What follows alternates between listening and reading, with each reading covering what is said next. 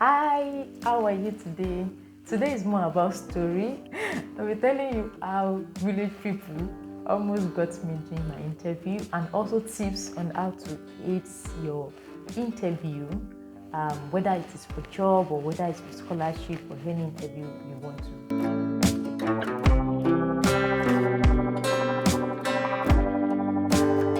So a little context into the story.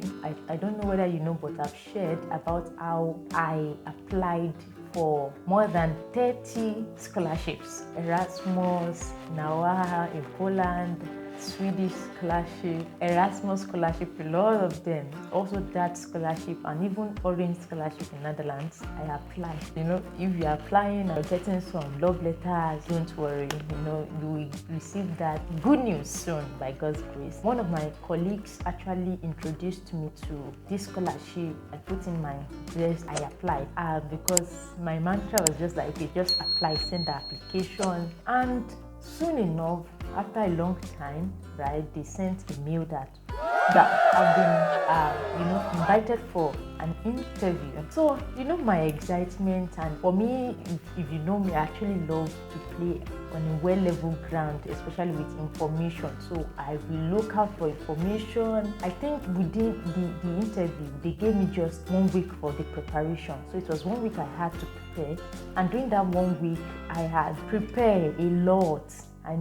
Watch video around interview, how to face your interview, how to prepare some likely questions. My fiancé right now, who is my husband, actually helped me also in drafting questions and asking me, even practicing. I went all out, prepared. Because I told you I love this kind of video, and that's why I'm also because I've been helped a lot. That's why I'm pushing out some of this information as well. So I've watched, even before I got to Italy, I've been in Italy, right? I've watched videos of Italy also. So, basically envisioning myself in Italy, and I was just looking forward to this day. Even before the day as well, I'd make sure that my 2 SIMs, I was using a techno phone then, had data. Enough data. Like, I am not leaving anything to chance. So I'd prepare. I had both SIM card loaded with enough airtime, also with data. Well, I said village people. I was in the village at that point. I was on a project with smallholder farmers, so of course I was in a rural area, but there was no problem. The night before the interview date, I made sure that I charged my phone and my laptop. Even though I was using my laptop, I was preparing to use my laptop to join the interview because it was supposed to be on Zoom. On the morning of the interview, they gave us a range of time, so they didn't specify that, okay, this is the time that you will go, but a range of time, I think between 9 and 12 or 1 or so.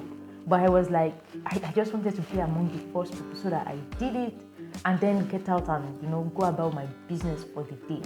And so I had made sure that, okay, even 30 minutes or 1 hour before, I was on my table waiting for them. You see, really prepared. Sincerely, I put in everything I know how to do. One thing I did was that, okay, because I always have many apps actually open on my laptop, so I had my WhatsApp open on this day because I also not chat alone, but business work-related stuff also on my WhatsApp. So it was open on my laptop. So I was like, okay, so that the sound from it won't distract me when I'm actually doing my interview. Let me mute the laptop. You might be laughing at me as well. Well, I muted the laptop. I joined. It was 9 and they called everybody in. I realized I'm not hearing anything. Are you kidding me? It was really funny, but not really funny actually, because the network, is it this one? Is it that one? I had to, log out and then try to log in again. It was still the same thing. It was later on, so I started speaking. My friend told me that, okay, you actually muted your laptop by yourself. That was number 1. The village people were trying to use me against myself. Okay, nice one. They got me 1-0. I unmuted the stuff. I just swipe. The basic solution that time was actually to just close WhatsApp, right? No wahala. So I had to join again. Now I was hearing, but then because I was now not part of the first set of people, I had to be back. So, and I told you that they gave only a range of time. So I had to be there till 12, since 8 o'clock that I've joined. Now, everyone that came even behind me had done their interview. Me, I was still there. And the one that now spoiled everything was now that at the point, after I'd waited for how many hours? More than 4 hours. Because I had to message them that, I had to do this, I had to do that they should call me or something like that. And then they eventually called me. That was how network started misbehaving. Are you kidding me? Lord, it wasn't funny. I told you I'd prepared, bought data on 2 of my SIMs. Thank God I even did all those preparations. I changed from one SIM to another. This one was bringing edge. See, the second one, immediately I turned that one on, it went away. Nothing was showing. No basket, not even. It wasn't hot, but I was sweating. It was not funny. And even that day, if you see how I dressed, I will put the picture because I'm very proud to be a Yoruba girl from Nigeria, and I want to show them, I'm from Nigeria.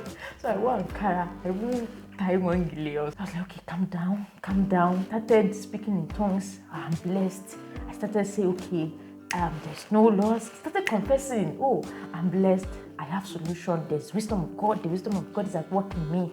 I can't be stranded. I have solution to problems. I started speaking in tongues. I started confessing. I was just sincerely no network. No.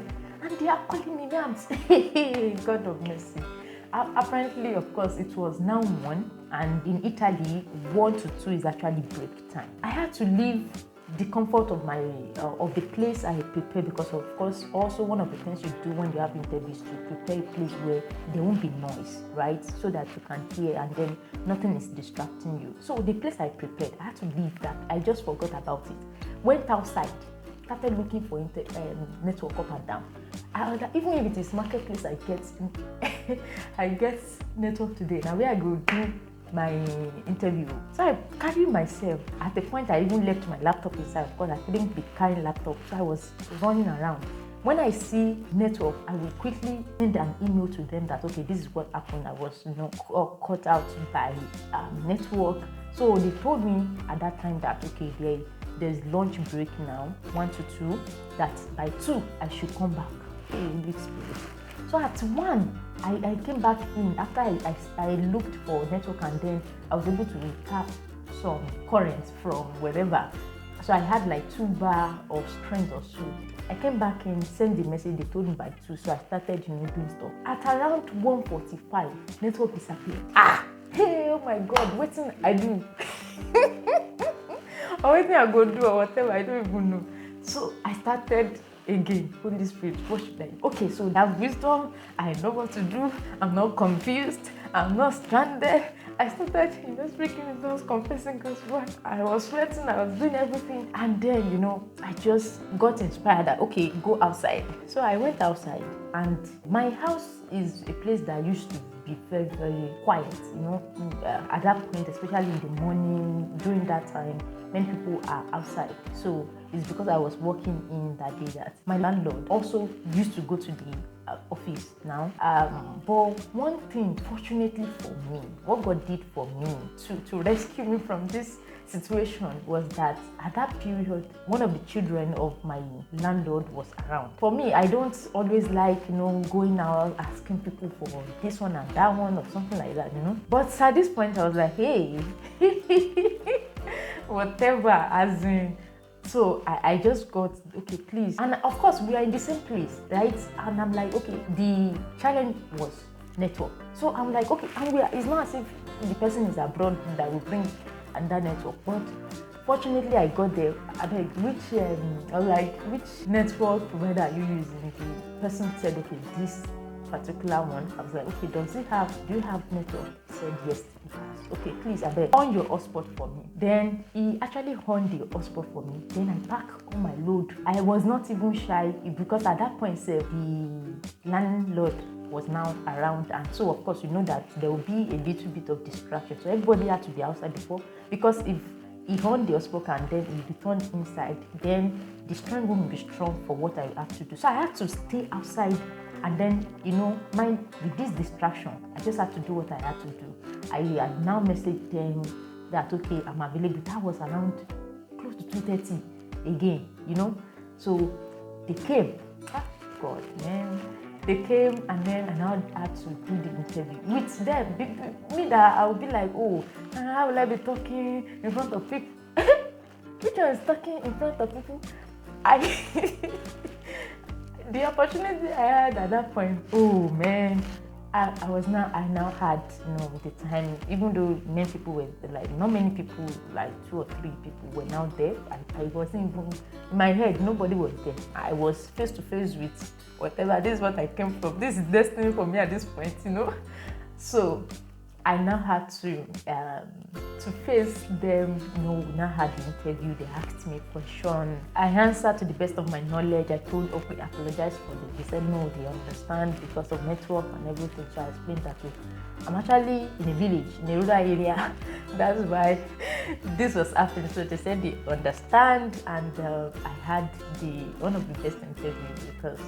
So they asked question, I answered them, and at the end of the day, I also asked them a lot of questions. Oh, this, and when we were done, they were like, I was even one of the people that asked them reasonable and good questions, right? So that was how I was able to finish, and then they promised to get back to me. Though they took a long time, I was expecting them. I was expecting. I did interview around, it was in September. Mostly, if you do interview within a week, you actually get a reply.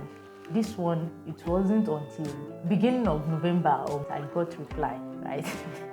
Even I had to report their case back to God. God, that far now.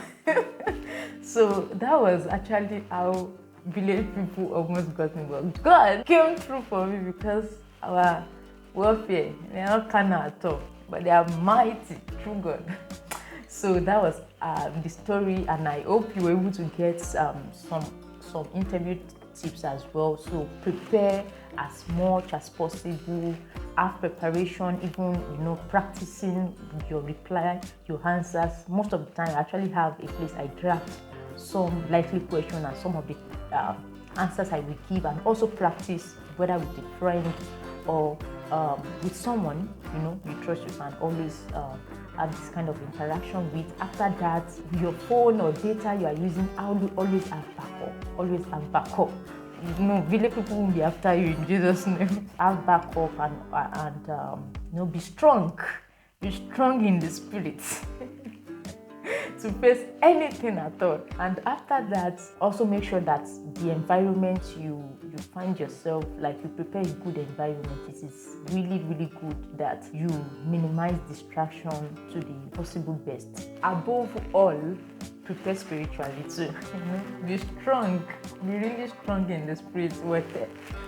However you know how to pray to God to help you. And I pray that God will come through for you in your next interview and go before you, and you will have an each-free interview full of success and testimony at the end in Jesus' name. Okay, so this is the story. I hope you're able to 1 or 2 lessons from it. I want to give you one exercise. At the end of this video, you have to tell me what was your high point or what you pick up from this video. So thank you so much till we meet again. Ciao, ciao. Bye.